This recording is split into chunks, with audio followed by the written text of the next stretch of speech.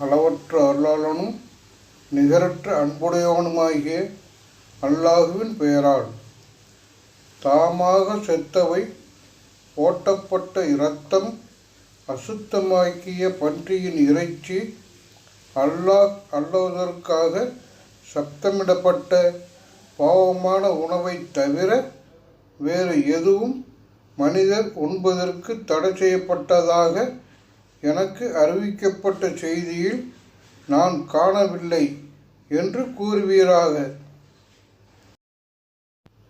யாரேனும் வரம்பு மீறாமலும் வலியச் செல்லாமலும் நிர்பந்திக்கப்பட்டால் உமது இறைவன் மன்னிப்பவன், நிகரற்ற அன்புடையோன்.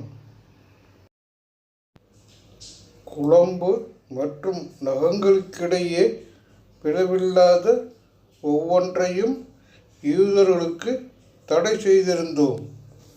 ஆடு, மாடு ஆகியவற்றின் கொழுப்புகளில் அவற்றின் முதுகுகள் அல்லது சிறு குடல்கள் சுமந்திருப்பவை அல்லது எலும்புடன் கலந்து விட்டவை தவிர மற்றவைகளை கொழுப்புகளை அவர்களுக்கு தடை செய்திருந்தோம். அவர்கள் அநீதி இழைத்ததற்காக இவ்வாறு நாம் தண்டித்திருந்தோம். நாம் உண்மையே கூறுகிறோம். முகம்மதே, அவர்கள் உம்மை பொய்யரெனக் கருதினால் உங்கள் இறைவன் விசாலமான அருளுக்குரியவன்.